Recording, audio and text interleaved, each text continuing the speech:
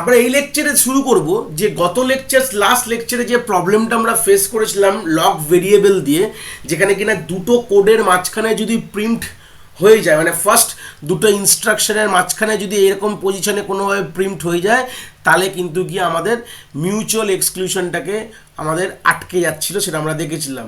তো এই ক্ষেত্রে আমাদের আরেকটা সেটাকেই আমাদের সলভ করলো, মানে যে প্রবলেমটা প্রথম দিকে এসেছিল সেই প্রবলেমটাকেই আমাকে কিন্তু সলভ করলো নেক্সট সেকেন্ড সলিউশনটা, যেটাকে বলা হয় টেস্ট অ্যান্ড সেট ইনস্ট্রাকশন।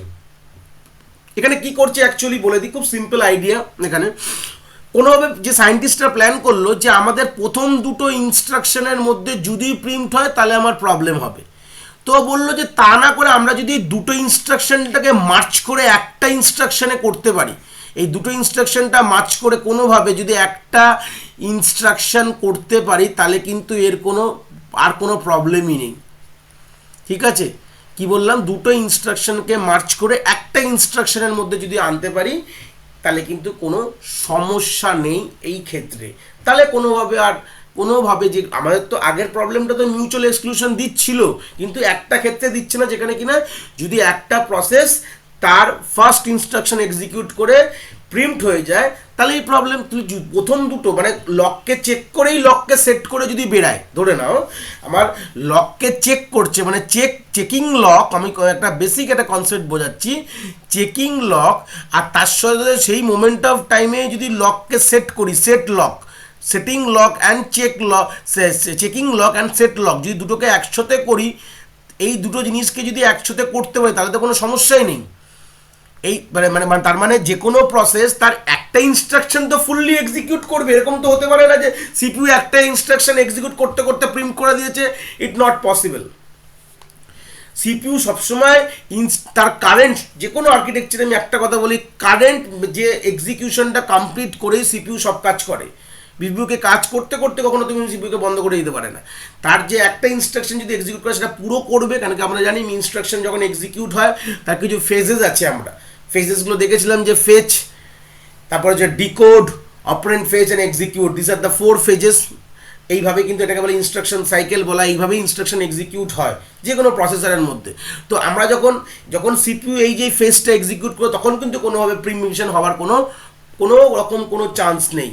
তাহলে একটা যদি আমি দুটো ইনস্ট্রাকশনকে মার্চ করে যদি একটা ইনস্ট্রাকশন করে দিতে পারি, তাহলে কিন্তু আমাদের প্রবলেমের সলিউশন কিন্তু পুরো একদম মিটে যায়। তো সেই সূত্রেই এই যে অ্যাপ্রোচ, যে সলিউশনটা টেস্ট সেট লগ, এটা কিন্তু ওয়ান কাইন্ড অফ আমাদের অপারেটিং সিস্টেম, একটা সিস্টেম কল বলতে পারো, বা ইনস্ট্রাকশন সেট মেশিনের জন্য, এটা পুরো মেশিন ডিপেন্ডেন্ট। এইটা পপুলার হয়নি কেন, প্রথমে আমি বলে দিই, এই সলিউশনটা কিন্তু সবগুলো এক্সিকিউট করবে, মানে আমার কোনোভাবে মিউচুয়াল এক্সক্লুশন, প্রোগ্রেস, বাউন্ডারি, এগুলো সব মেনে নেবে, কিন্তু একটা ক্ষেত্রে এটা মানবে না, কেন কি এটা হার্ডওয়্যার ডিপেন্ডেন্ট।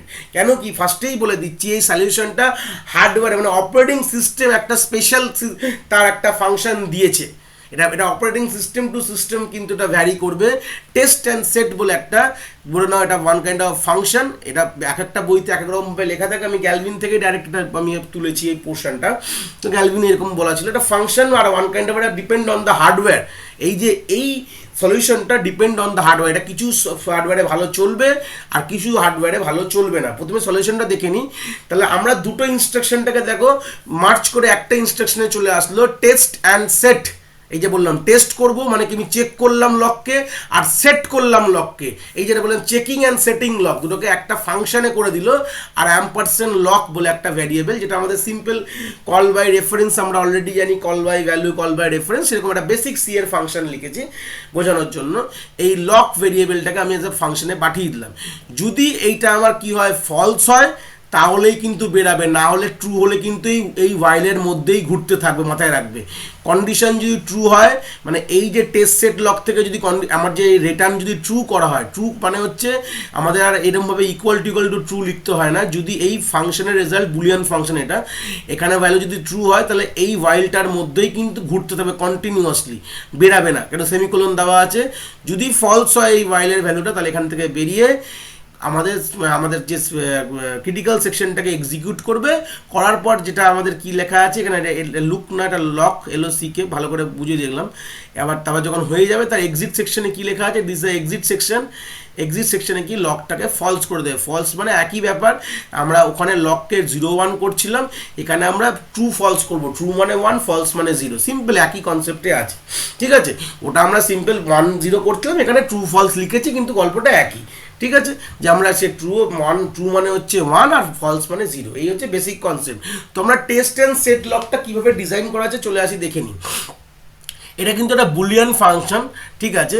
আর এখানে কি হচ্ছে যে এই লকের যে ভ্যালুটা, এই যে লকের যে অ্যাড্রেসটা কে নিচ্ছে, টার্গেট বলে একটা ভেরিয়েবল নিচ্ছে, দেখে এরকম গল্পটা দেওয়া আছে।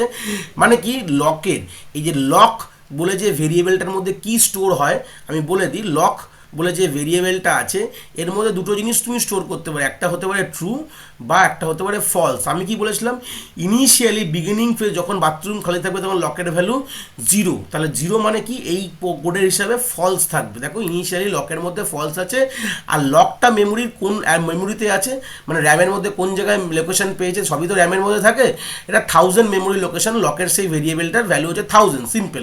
তো টার্গেটের মধ্যে কি এসছে, টার্গেটটা হচ্ছে একটা বুলিয়ান ভ্যারিয়েবল, এর মধ্যে বুলিয়ান পয়েন্টার ভ্যারিয়েবল, টার্গেটের মধ্যে কি এসছে সেই লকের অ্যাড্রেসটা এসে, যেটা কিনা আমার কত আছে, এর মধ্যে আমার 1000 আছে।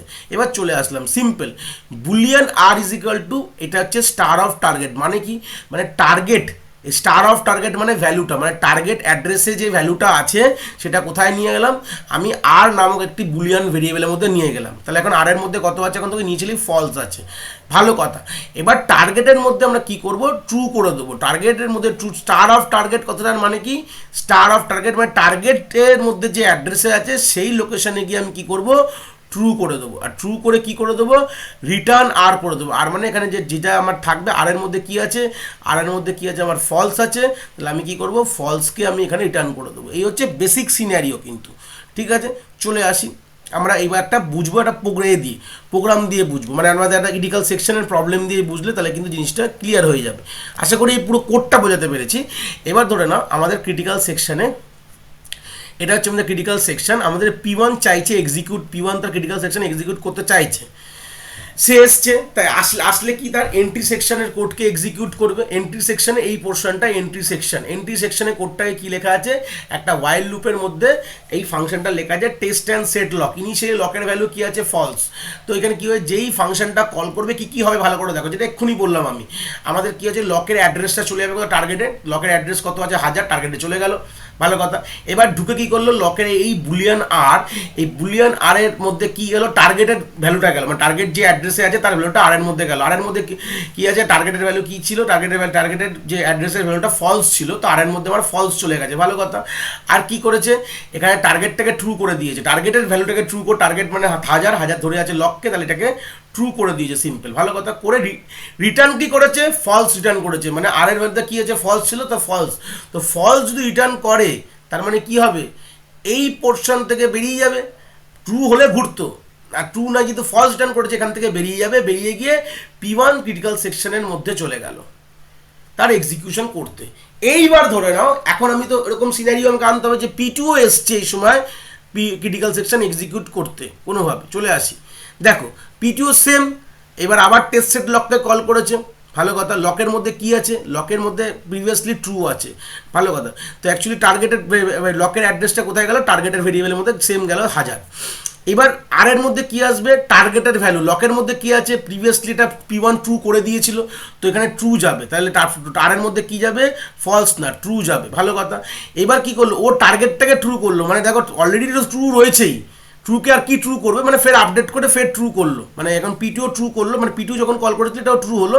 আর রিটার্ন কি করবে, রিটার্ন আর, মানে আর এর ভ্যালুটা রিটার্ন করে, রিটার্ন কত করবে, এই জায়গাটা ফলস না, এই জায়গাটা ট্রু রিটার্ন করবে। ট্রু রিটার্ন করলে কি হবে, এর মধ্যেই ঘুরতে থাকবে, P2 কিন্তু আর ঢুকতে পারবে না তার ক্রিটিক্যাল সেকশন, যতক্ষণ তো না P1 এখান থেকে বেরিয়ে তার লকটাকে ফলস করবে। P1 ক্রিটিক্যাল সেকশনে বেরিয়ে লকটাকে ফলস করবে, তাহলে কোনোভাবে সে করতে পারবে না, ঠিক আছে। P2 কোনোভাবে সে তখন মানে তার ক্রিটিক্যাল সেকশনে ঢুকতে পারবে না যতক্ষণ তো P1 তার ক্রিটিক্যাল সেকশন থেকে না বেরাচ্ছে, আর বেরিয়ে তার এক্সিট সেকশনে সে লকটাকে ফলস করছে। তাহলে বুঝতে পারলাম এন্ট্রি সেকশনে কিরকম কোড থাকে, চেক থাকে যে ক্রিটিক্যাল সেকশন ভ্যাকেন্ট কিনা, এটাই হচ্ছে এন্ট্রি সেকশনের মেন কোড, ঠিক আছে। এটা এন্ট্রি সেকশনে কি করতে হয়, মেনলি চেক করতে হয় লক ফ্রি আছে কিনা, মানে আমার ক্রিটিক্যাল সিস্টেম ফ্রি আছে কিনা, এবং আমাদের লক করে নেওয়া, মানে বেসিক কথায় বাথরুমকে তুমি বাথরুমে ঢোকার সময় দেখলে বাথরুম খালি কিনা, যদি খালি থাকে ঢুকে তুমি ওটাকে বন্ধ করে দিলে, এইটুকু হচ্ছে এন্ট্রি সেকশনের কোড। আর বেরানোর সময় সিম্পল বাথরুমটাকে চিটকিনি খুলে বাথরুম থেকে তুমি বেরিয়ে গেলে, বাথরুম খুলে দিলে যাতে পরবর্তীকালে কোনো লোক যাতে ঢুকতে পারে। এই হচ্ছে বেসিক কিন্তু আমাদের সিনক্রোনাইজেশন মেকানিজমের সলিউশনগুলো, ঠিক আছে। তো এই ক্ষেত্রে আমি যেটা বললাম, এটা কিন্তু আমাদের মোটামুটি সব ক্ষেত্রে মিউচুয়াল এক্সক্লুশন দেবে। এমনিতে অলরেডি প্রোগ্রেস আছে, কোনো অসুবিধা নেই। ক্রিটিক্যাল সিস্টেম খালি থাকলে কেউ আটকাবে না, এটা জানি। প্রোগ্রেস মানে ক্রিটিক্যাল সিস্টেম খালি, বাট কেউ ঢুকতে যাচ্ছে, বাট অন্য কেউ আটকাচ্ছে। এর একটা এক্সাম্পল আমরা এর পরেই দেখবো, এরকম একটা ঘটনা দেখবো। কিন্তু এই ক্ষেত্রে কোনোভাবে প্রোগ্রেস আটকাচ্ছে না, প্রোগ্রেসও হচ্ছে। আর বাউন্ড ওয়েটে কোনো গল্প নেই, মানে একজন বারবার ঢুকতে পারবে না, তাহলে এখানে পিটিও ঢুকবে, মানে বাউন্ড ওয়েটের কোনো সমস্যা সেরকম নেই। কিন্তু আমাদের এটা কিন্তু হার্ডওয়্যার মেকানিজম, কেন কি এই জিনিসটা কিন্তু পুরো হার্ডওয়্যার ডিপেন্ডেন্টেড। এটা অপারেটিং সিস্টেম স্পেশাল এই ইনস্ট্রাকশনটা দিয়েছে যাতে এই কাজটা করার জন্য ওয়ান কাইন্ড অফ সিস্টেম কলও বলতে পারো। তো এটা কিন্তু সব অপারেটিং সিস্টেমে থাকবে না, এটা কিছু স্পেসিফিক অপারেটিং সিস্টেমের জন্য কিন্তু এই সিস্টেম, এই স্পেসিফিক সলিউশনটা কিন্তু কাজ করবে। তাই এই জন্য এটাকে আমরা কখনো কখনো অ্যাপ্রক্সিমেটলি না হয় পার্টিকুলার সলিউশনের জন্য, বাট এটা ইউনিভার্সাল সলিউশন না, ঠিক আছে। This is not the universal solution, এটা হচ্ছে মেন কনসেপ্ট, ঠিক আছে। তো এটা আশা করি আমরা এর সেকেন্ড যে অ্যাপ্রোচটা আমরা বুঝতে পেরেছি। আপকামিং লেকচার্সে আমরা ফার্দার আমরা দেখবো আর কি কি আমাদের সলিউশন আমাদের প্রোভাইড করা হয়েছে।